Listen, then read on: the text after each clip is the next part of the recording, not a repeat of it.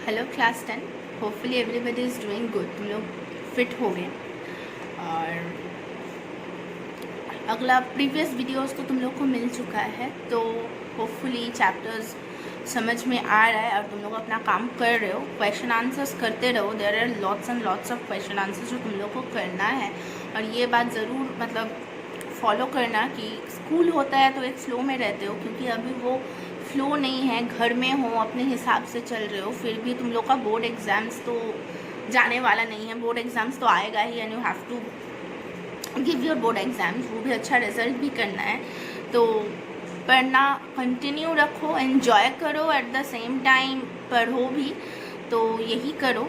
तो आज हम लोग लाइफ साइंस का चैप्टर 4 समझेंगे, जो कि है evolution and adaptation. Page number 92 निकालो तुम लोग। Everybody take out page number 92, evolution and adaptation. तो पिछला चैप्टर में हम लोगों ने जेनेटिक्स पढ़ा था, जो कि बेसिकली मेंडलियन जेनेटिक्स था। मतलब Mendel was considered as the father of genetics. तो मेंडल ने जो जो पॉइंट्स बोला था, मेंडल का जो जो हाइपोथेसिस था, वो हम लोगों ने प्रीवियस चैप्टर में पढ़ा।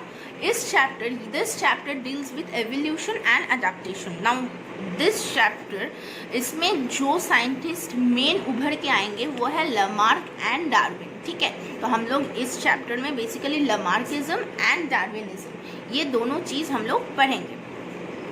तो चलो स्टार्ट करते हैं chapter. Everybody on page number 92 please. तो चलो लेट्स स्टार्ट। तो क्या है एवोल्यूशन? तो एवोल्यूशन का पहले हम लोग डेफिनेशन समझेंगे कि मैम बार बार एवोल्यूशन बोल तो रही है, पर what is this evolution? Evolution क्या है? Evolution of origin of a genetically distinct type of organism, मतलब एक नया ऑर्गेनिज्म बनना फ्रॉम ऑलरेडी एग्जिस्टिंग ऑर्गेनिज्म। और जेनेटिकली डिस्टिंक्ट मतलब नया, डिफरेंट फ्रॉम अदर्स। तो एक नया जेनेटिकली डिस्टिंक्ट ऑर्गेनिज्म बनना from a already pre existing organism through various modifications, like कुछ चेंजेस होना, उसको हम लोग एवोल्यूशन बोलते हैं। ठीक है, ग्रेजुअल मॉडिफिकेशंस होता है, उसको हम लोग एवोल्यूशन बोलते हैं। तो एवोल्यूशन का ना कि किस तरह से हुआ, लाइक किस तरह से ह्यूमन बीइंग्स फॉर्म हुआ, या फिर किस तरह से ये लाइफ अर्थ में फॉर्म हुआ, ये तो फिलहाल किसी ने देखा नहीं है। तो हम लोग के पास क्या है, whatever we have is like thesis, कि इस तरह से हो सकता है। हम लोग के पास हाइपोथेसिस है ज़्यादा से ज़्यादा कि शायद इस तरह से हुआ है। तो चलो देखते हैं कि क्या क्या हाइपोथेसिस है, क्या क्या प्रोसेस है, एवोल्यूशनरी इवेंट्स है, जिससे हम लोग लाइक एक आइडिया लगा सकते हैं कि चलो these are the kind of steps that has occurred, और जिसके वजह से एवोल्यूशन हुआ है लाइफ में, मतलब अर्थ में लाइफ फॉर्म हुआ है, and from that unicellular life human beings या फिर अपर ऑर्गेनिजम्स फॉर्म हुआ है। तो दो टाइप ऑफ एवोल्यूशन का थीसिस है। एक है केमिकल एवोल्यूशन, जो कि केमिस्ट लोग बोलते हैं। What is chemical evolution? Chemical evolution मतलब पहले छोटा छोटा सिंपल इनऑर्गेनिक मॉलिक्यूल्स बना, जैसे कि कार्बन, हाइड्रोजन, ऑक्सीजन, ये सब बना। फिर वो धीरे धीरे जाके बड़ा सा ऑर्गेनिज्म बनने लगा, मतलब प्रोटीन फॉर्म हुआ।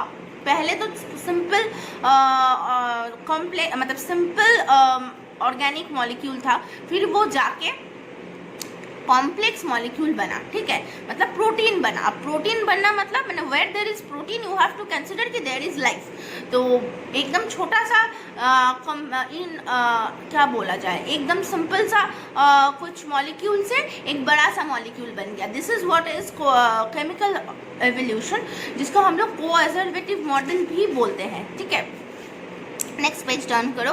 तो जो पहला एकदम देखेंगे, according to Fox, microsphere is the first cellular organism which is made from coacervate, मतलब पहले H2O, HCN, CO2 ये सब बना। उसके बाद ये जनरली एवोल्यूशन के थ्रू जो पहला प्रोटोसेल बना, मतलब पहला जो सेल बना, उसको हम लोग बोलते हैं प्रोटोसेल या फिर प्रोबायोट। तो ये है मतलब केमिकल सिंपल कंपाउंड से फिर धीरे धीरे प्रोटीन फॉर्म करके फिर लाइफ फॉर्म करना, this is called chemical evolution, ठीक है।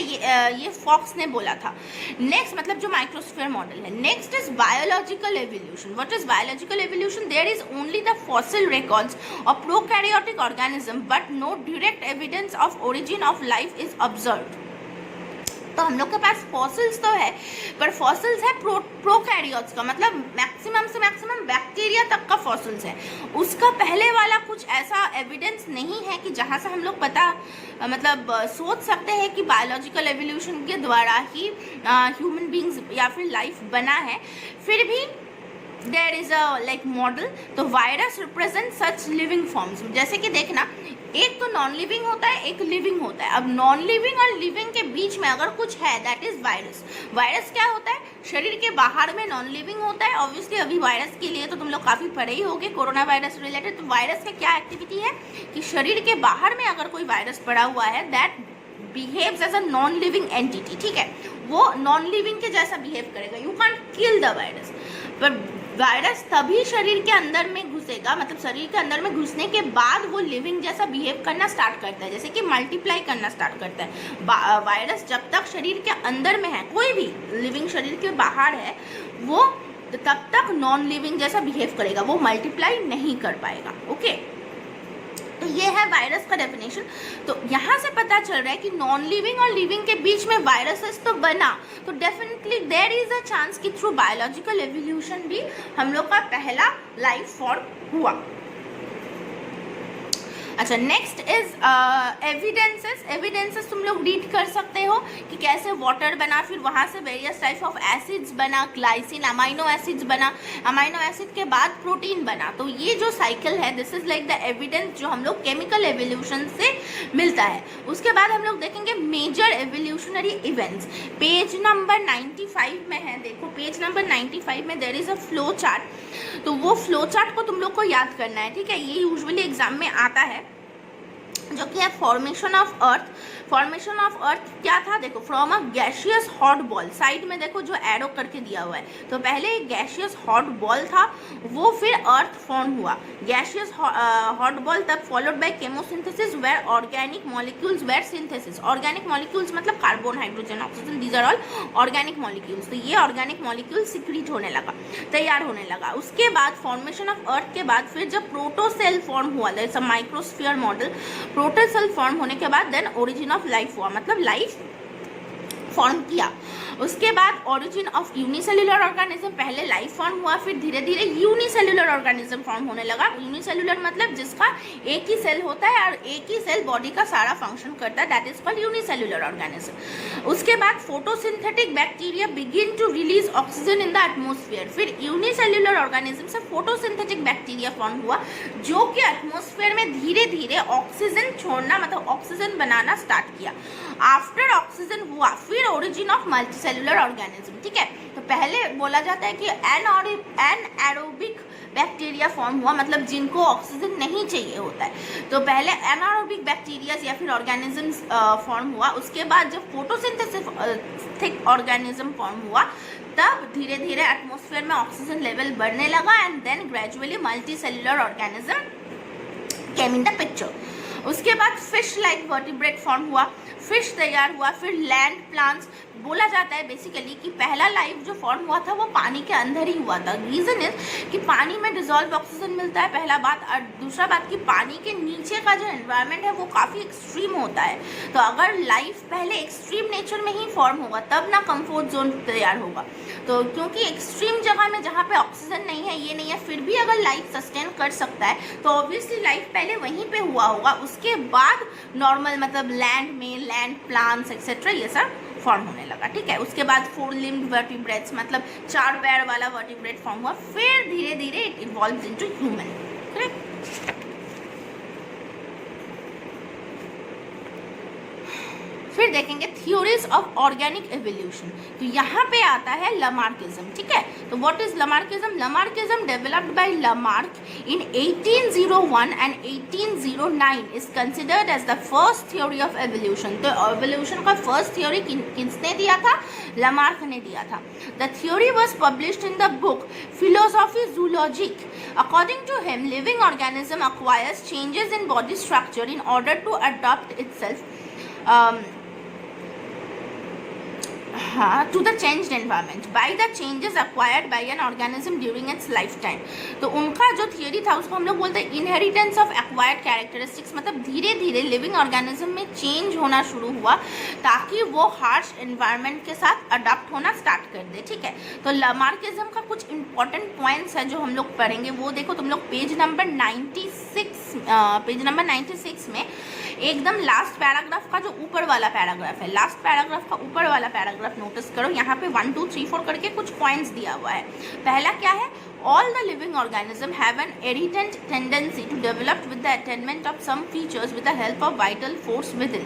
मतलब हम लोग का शरीर के अंदर में ना एक एनर्जी होता है, एक वाइटल फोर्स होता है जिसके वजह से मैं बात कर रही हूँ, या फिर मतलब हम लोग सारा जो लिविंग ऑर्गेनिज्म है उसके अंदर में अगर फोर्स या एनर्जी नहीं होता तो हम लोग बात नहीं कर पाते। Life, what is life? वो जो लाइफ है that is what is vital force.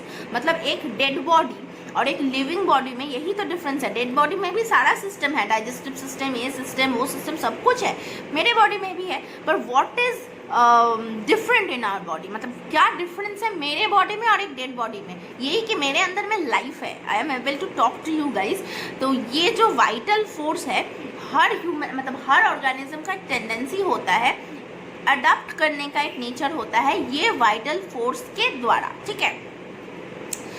Next is an organism has the capacity to adapt itself to the environment due to adaptation changes occurring in the individual। तो धीरे धीरे individual में भी changes होना start हो जाता है एनवायरमेंटल चेंज के साथ। A change usually appear in our organism due to new need. अगर नीड होता है, चाहिए होता है, डिमांड होता है तो ही चेंज होता है। अगर मैं एक जगह में बैठी हुई हूँ, मुझे पानी प्यास लगा है तो ही मैं मतलब फ्रिज में से जाके या फिर टेबल से जाके पानी का बॉटल लेके आऊँगी, अदरवाइज मुझे मूवमेंट का कोई ज़रूरत नहीं है। अगर मुझे कुछ नया चीज़ नहीं चाहिए होता है, I will not move, I will sit at that particular place. तो क्योंकि नया चीज़ें ज़रूरी है तभी डेवलपमेंट्स होता है। And number 4, constant use of an organ make it powerful and develop than one which is not properly used। This is very important। तुम्हारे शरीर में जो ऑर्गन ज़्यादा काम पे लगता है वो ऑर्गन बाद में जाके ज़्यादा मॉडिफाइड होता है। जैसे कि जिराफ का ही ले लो, नीचे खाना नहीं मिला था, ऊपर खाने के चक्कर में उसका गला लंबा हो गया। तो एक दिन में या एक साल में या 10 साल में तो नहीं हुआ, it was a very very very long process.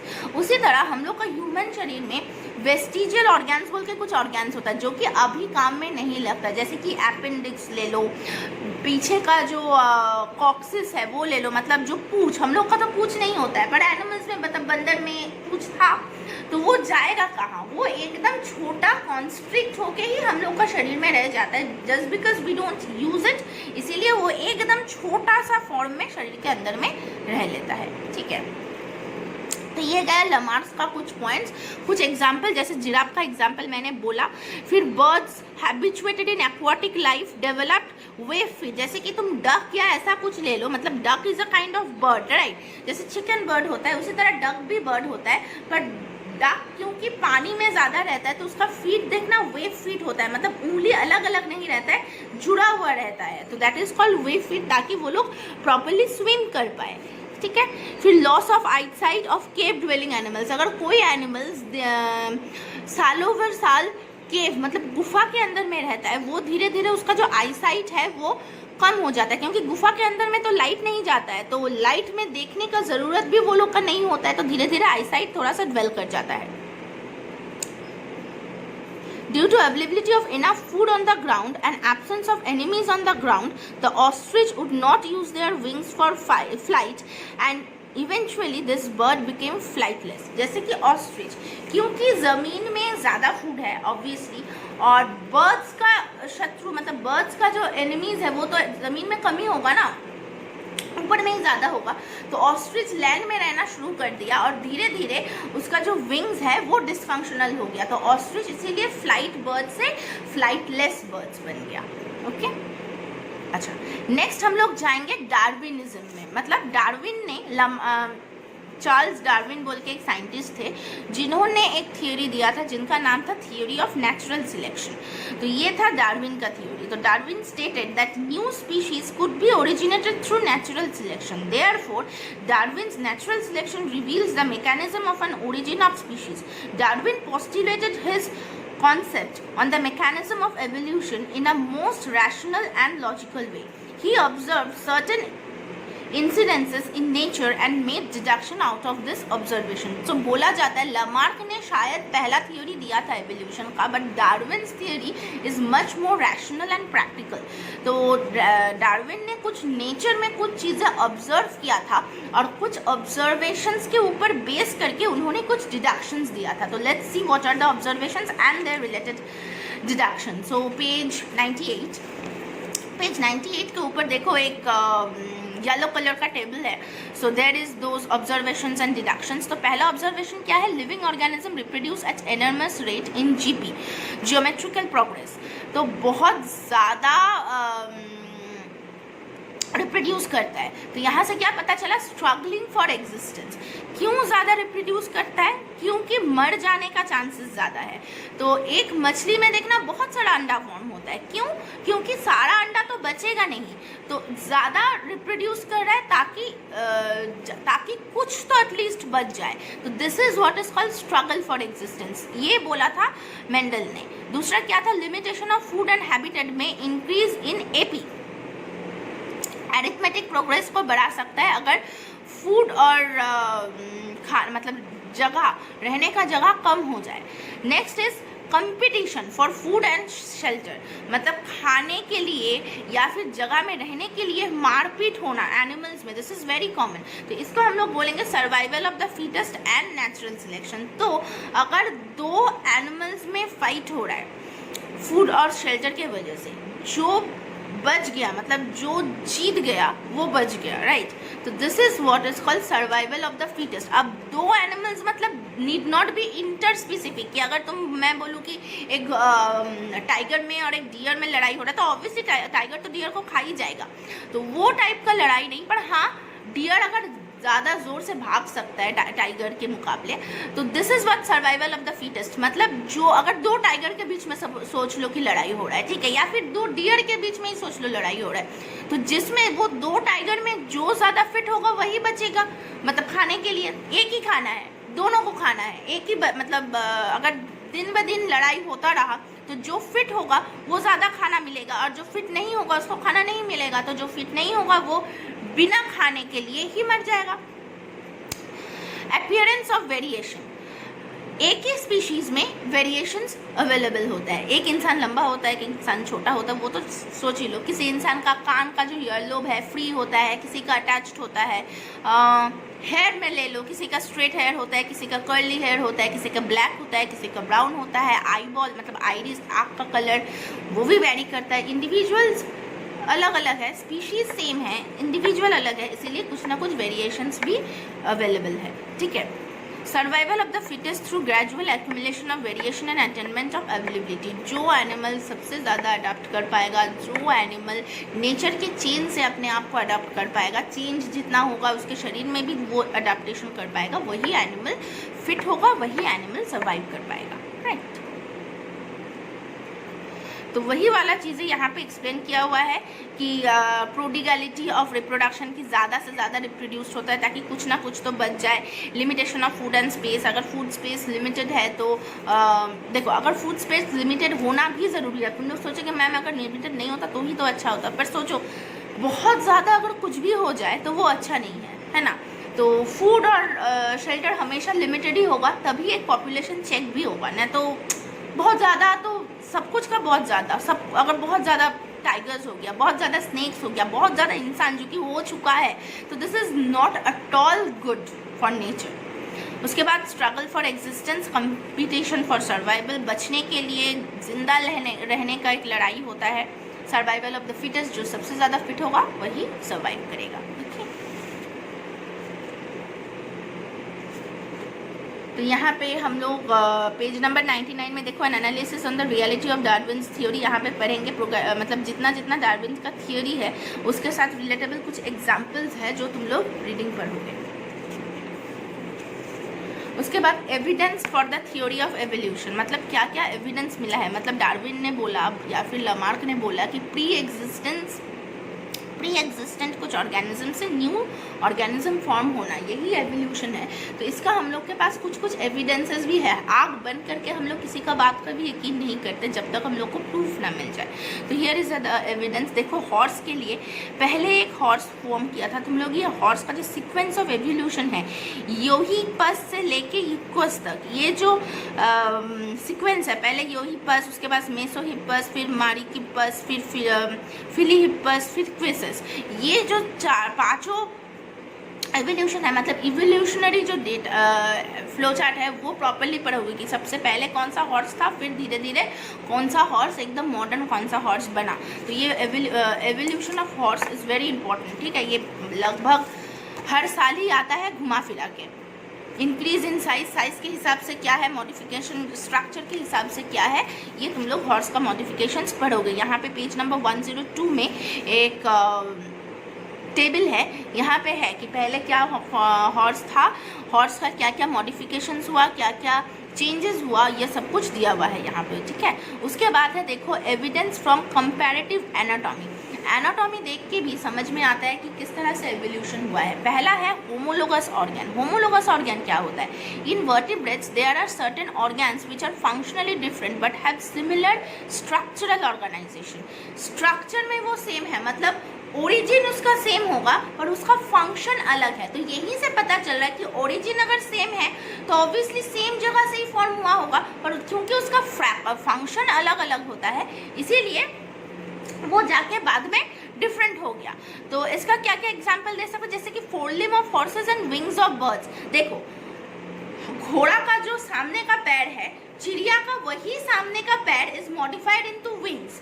घोड़ा को दौड़ने के लिए सामने का पैर फोर लिम्स है क्योंकि वो दौड़ पाता है, वो चल पाता है।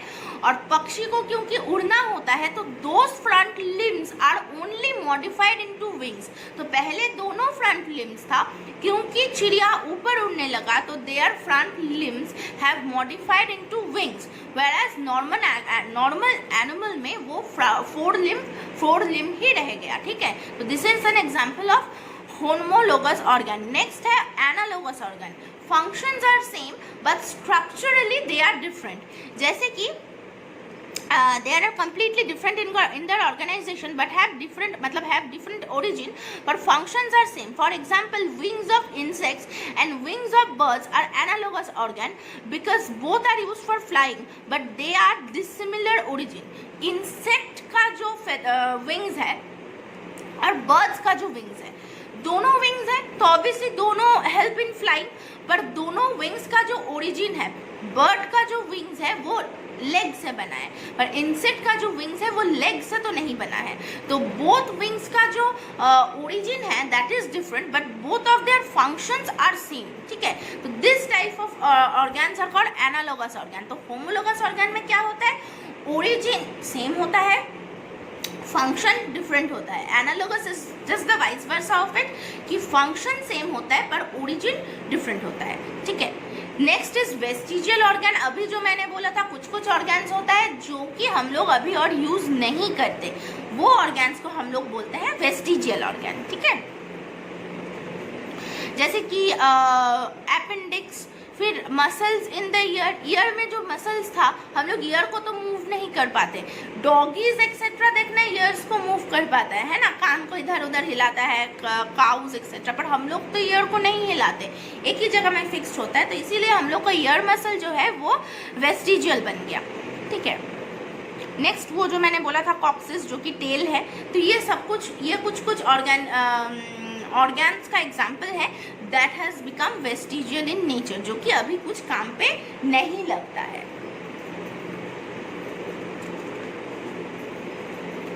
अच्छा, नेक्स्ट इज देखो structure of the heart. Heart का स्ट्रक्चर भी टाइम के साथ साथ कितना मॉडिफाइड हुआ। पहला जो फिश का हार्ट का स्ट्रक्चर है देखो वो 2 चैम्बर्ड है, उसके बाद एम्फीबिया हुआ, एम्फीबिया का भी 2 चैम्बर है पर थोड़ा सा बड़ा हुआ, थोड़ा सा चौड़ा हुआ। फिर रेप्टाइल्स का देखो 3 चैम्बर्ड हार्ट है, ठीक है, 3 चैम्बर्ड है रेप्टाइल्स का हार्ट में। और फिर ह्यूमन या फिर एप्स मैमल्स का हार्ट देखो 4 चैम्बर्ड हार्ट है। तो 2 चैम्बर्ड हार्ट से 3 चैम्बर्ड फिर 4 chamber, this is also a kind of evolution, जो कि हम लोग के पास एविडेंस है कि हाँ पुराने चीज़ से ही नया चीज़ बनता है। हमेशा नया चीज़ का फॉर्मेशन कभी पुराना मतलब कभी नया नहीं होता है। नया चीज़ का फॉर्मेशन हमेशा पुराने चीज़ से होता है। तुम लोग कपड़ा को ही ले लो ना, क्लोथ्स को ही ले लो, मतलब शर्ट और पैंट तो बहुत दिन से चल रहा है, पर वही मॉडिफाई होना, वो उसी का कुर्ता पैजामा बन जाना, उसी का जैकेट बन जाना, उसी का ही कुछ और स्टाइलिश टी शर्ट बन जाना, everything is sort of a modification. Shirt pant तो पहले से ही था, तो वही मतलब वही चीज़ का मॉडिफिकेशन हो जाना, दैट इज कॉल्ड एवोल्यूशन। या फिर तुम अगर कोई वुमेन का सोचो, लड़की लोग का सोचो, क्या होता है, साड़ी तो था पर साड़ी को काट के ही सलवार कमीज बना, साड़ी को काट के ही तुम्हारा कुर्ता बना, कुर्ती बना, साड़ी को काट के ही फिर टॉप्स, फिर एक्सेट्रा एक्सेट्रा। अगर जीन्स भी ले लो, मतलब सब कुछ तो धीरे धीरे ऐसे ही फॉर्मेशन हुआ ना। There is always a piece of cloth जो मॉडिफाई होकर कुछ ना कुछ नया सा ट्रेंड्स बना। बट प्रॉब्लम ये है कि ये सब कुछ पहले से ही था, मतलब तुम्हारा जो कुर्ता या टॉप घर में पहनते हो वो आसमान से नहीं गिर गया, पहले say that was available, the cut is new, that is the only thing.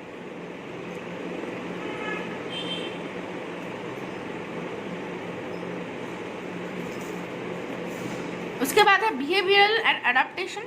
Behaviour देखो, ये वाला एक चीज़ नोटिस करना, पेज नंबर 109 में, scientific study of animal behaviour को हम लोग इथोलॉजी बोलते हैं। एक एनिमल एक एक जगह पे एक टाइप का बिहेव करता है, ठीक है।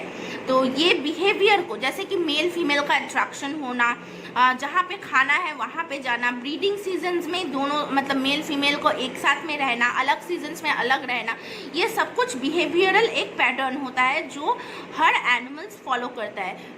ऑटम में पत्ता का मतलब पत्ता सारा गिर जाना, फिर स्प्रिंग में नया पत्ता निकालना, everything is a behavioural pattern. और अडेप्टेशन मतलब हार्श एनवायरनमेंट के साथ वो उसको मना लेना प्रॉपरली, उसको हम लोग बोलेंगे अडेप्टेशन। अब अडेप्टेशन का कुछ एग्जाम्पल्स है। पहला है कैक्टस। कैक्टस तो एक प्लांट है ना, तो ऑब्वियसली उसका पहले पत्ता ही था।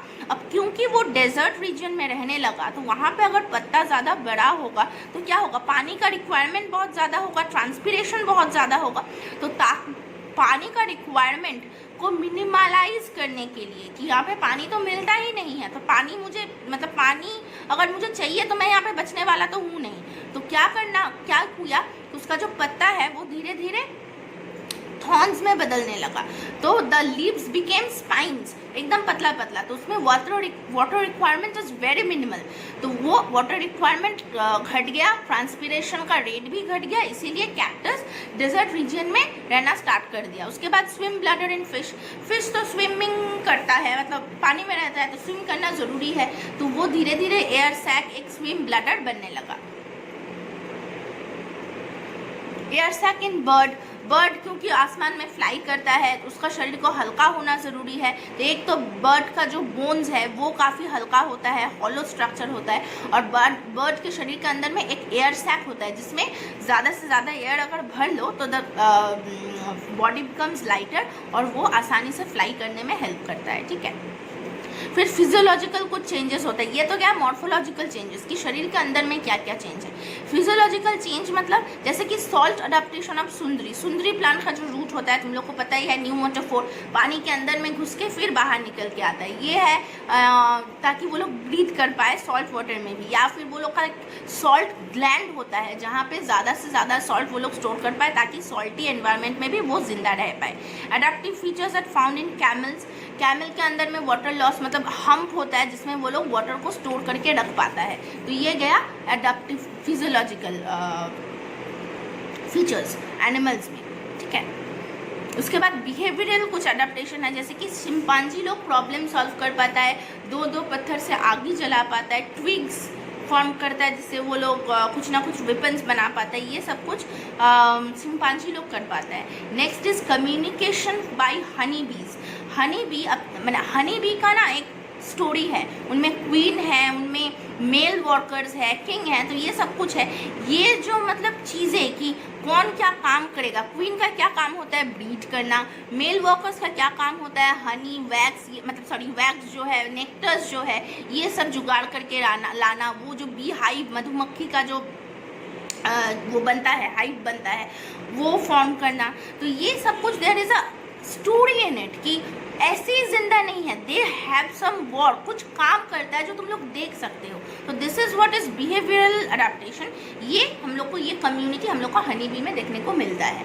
तो यही है तुम लोग का chapter basically evolution. It's a story like chapter, ज़्यादा कुछ याद करने का नहीं है। वो कुछ हॉर्स का मॉर्फोलॉजिकल स्ट्रक्चर है वो याद करोगे, लामार्क्स का कुछ पॉइंट्स याद करोगे, डार्विन का मतलब इनका जो थ्योरी है वो तुम लोग पॉइंट वाइज पॉइंट पढ़ोगे, और बाकी इन जनरल ना ये सब कुछ एक स्टोरी जैसा ही है। कुछ कुछ चीज़ें इंपॉर्टेंट है, जैसे कि सुंदरी कैसे सॉल्ट अडाप्ट करता है, 3 फीचर्स है, या फिर कैमल का क्या एग्जाम्पल है, और होमोलोगस ऑर्गेन्स का एग्जाम्पल, एनालोगस ऑर्गेन्स का एग्जाम्पल्स, डेफिनेशंस, ये कुछ पढ़ना है, but it's almost like a story. तो चैप्टर पढ़ने में होपफुली ख़राब नहीं लगेगा। तो चलो, ये chapter is done, explanation is complete. So तुम लोग को जो काम है वो करना है, सब कुछ सॉल्व करना धीरे धीरे स्टार्ट कर दो। तुम लोग का सिलेबस इज ऑलमोस्ट ओवर, और सिर्फ हम लोग का सिर्फ एक ही चैप्टर और बचेगा, chapter 5। So we have a lot of time. तो तुम लोग धीरे धीरे ये क्वेश्चन आंसर सॉल्व करना स्टार्ट कर दो। ओके, चलो, थैंक यू।